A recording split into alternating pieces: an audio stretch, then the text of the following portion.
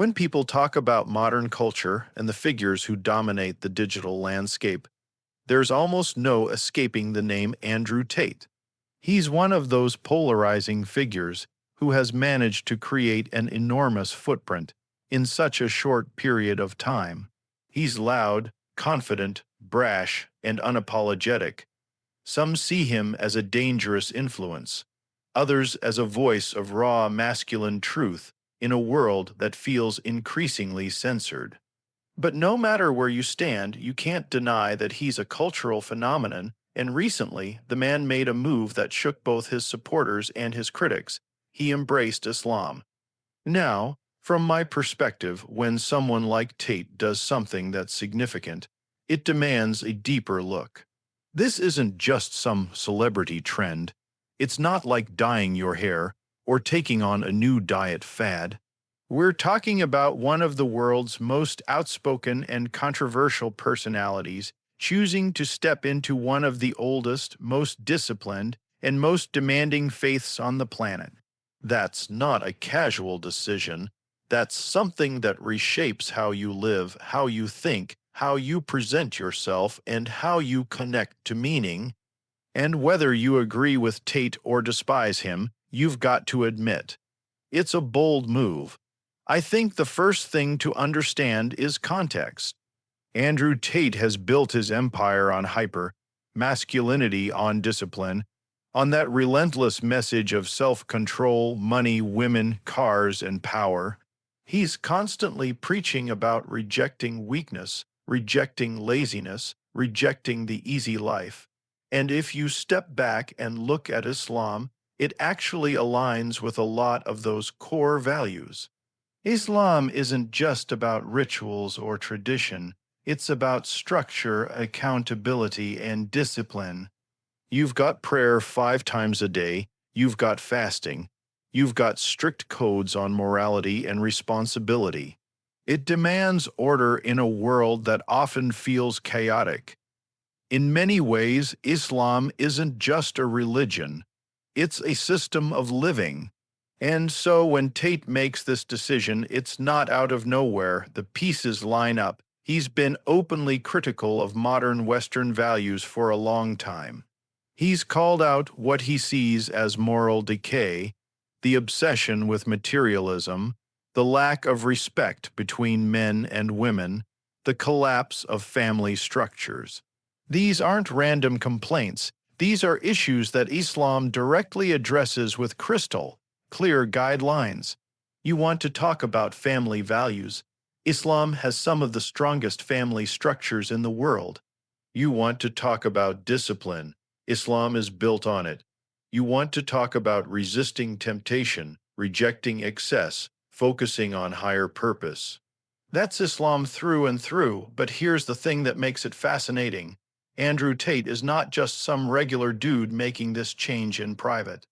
He's a guy with millions of followers, many of them young men who are trying to find guidance in a confusing time.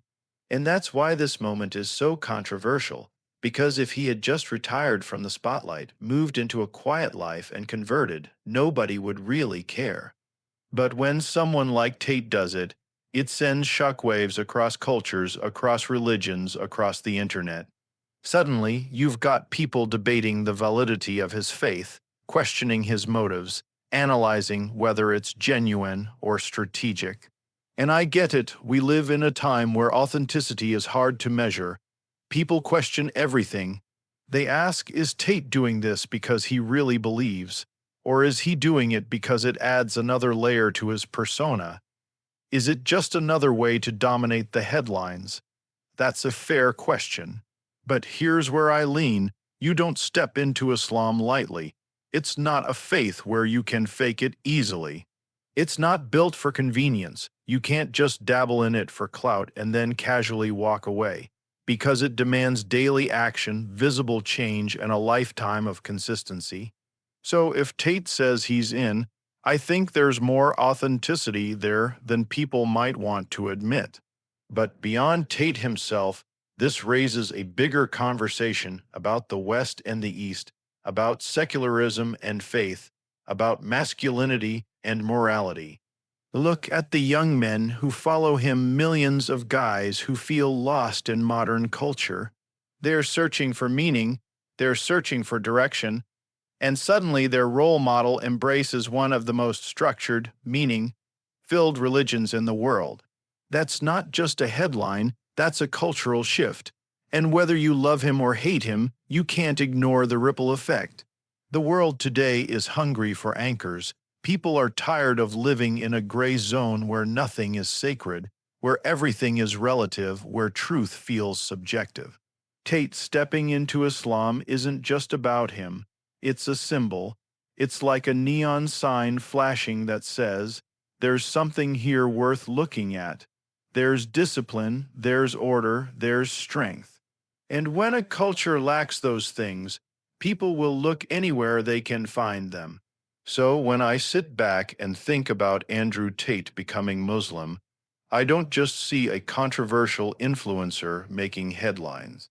I see a moment in history where one of the most polarizing figures alive is putting his foot on the gas pedal of a much larger conversation, a conversation about faith in the modern world, a conversation about masculinity in an era that feels hostile toward it, a conversation about meaning, discipline, and the rejection of weakness.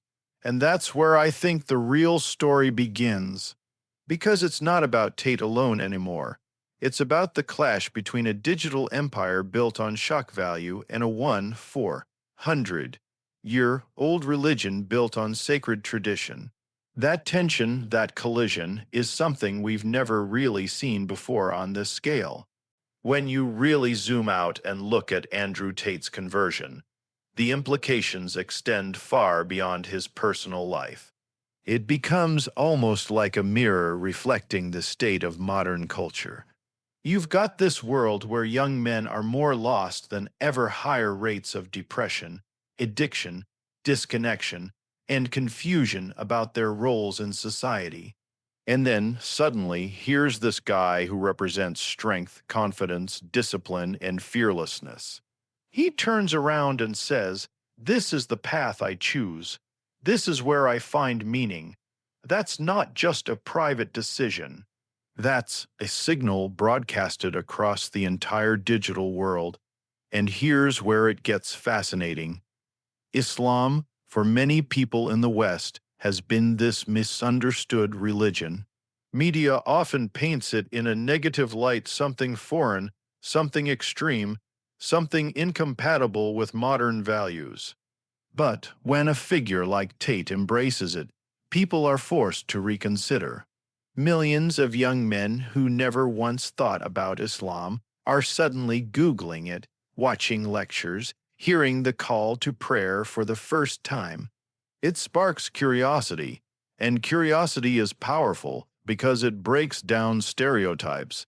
It pushes people to actually learn rather than just repeat headlines.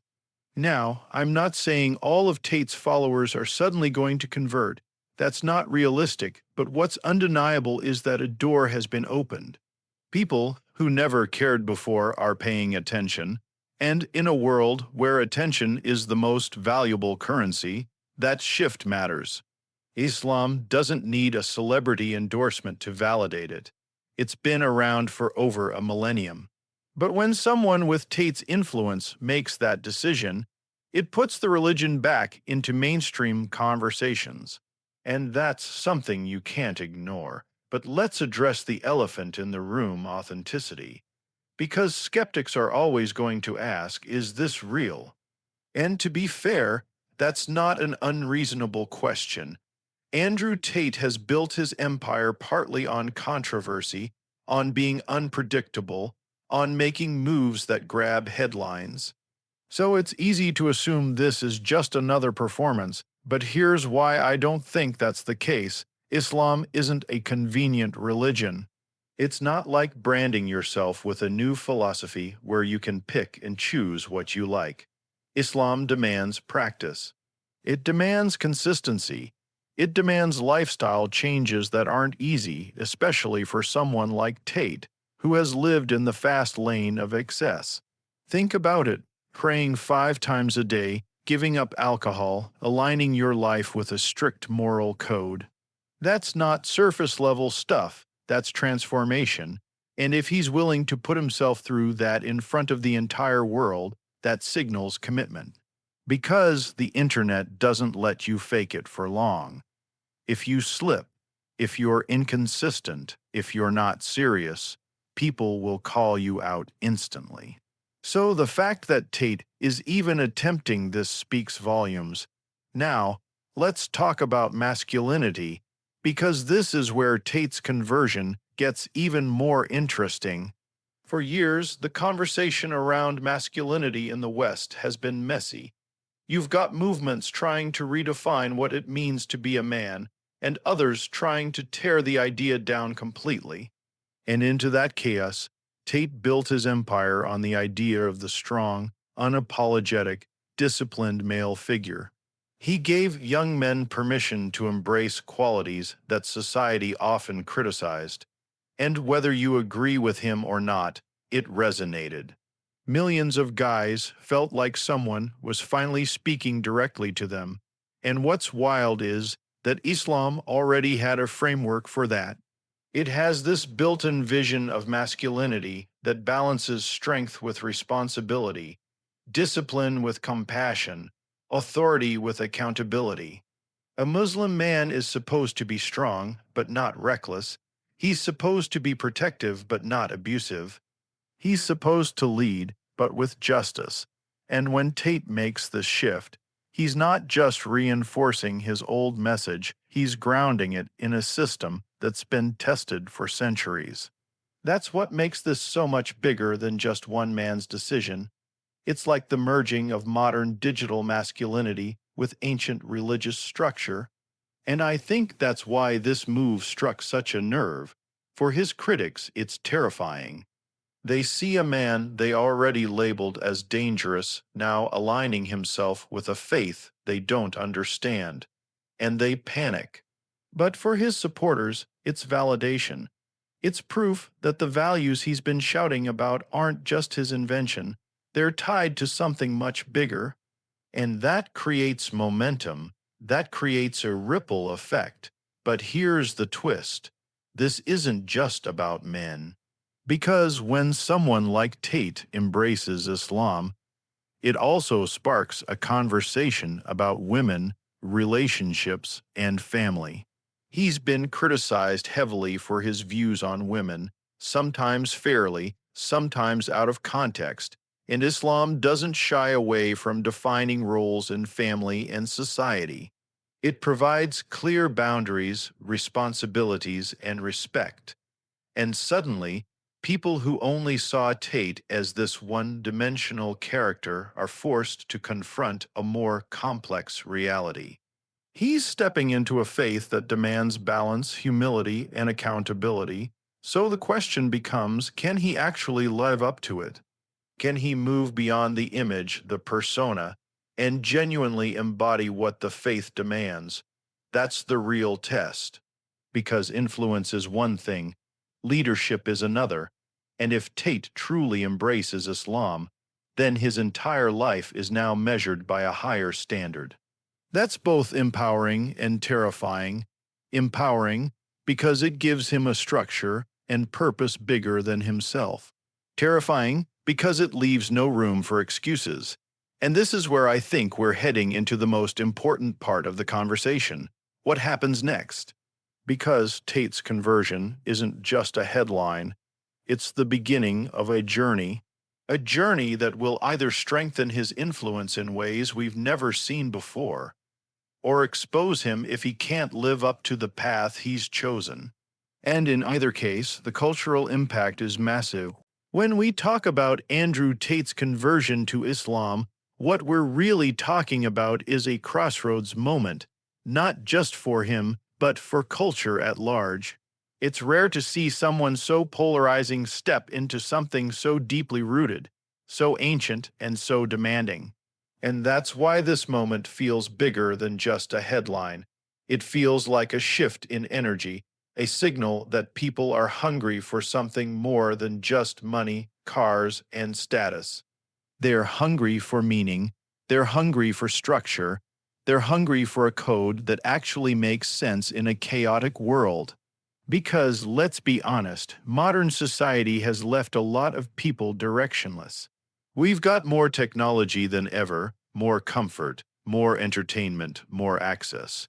And yet, somehow, higher rates of loneliness, depression, and emptiness. People are drowning in distractions but starving for purpose.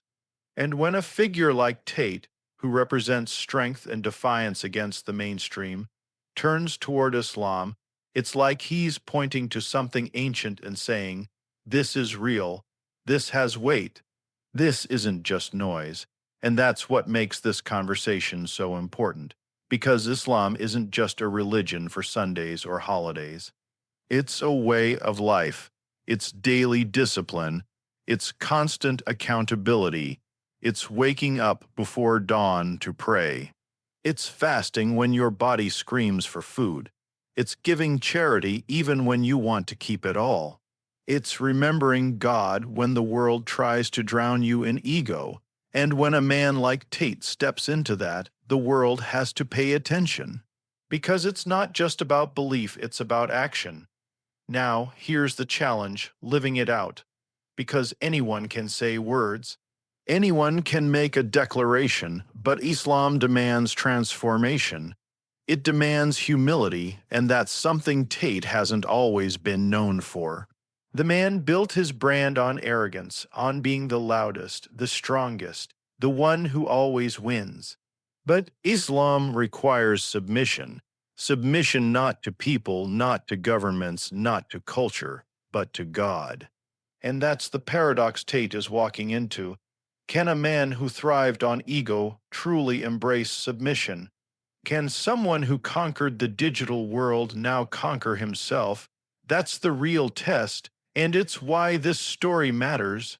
Because if he can, if he genuinely lives this faith, then we're about to witness something we rarely see, the evolution of a man from persona to purpose.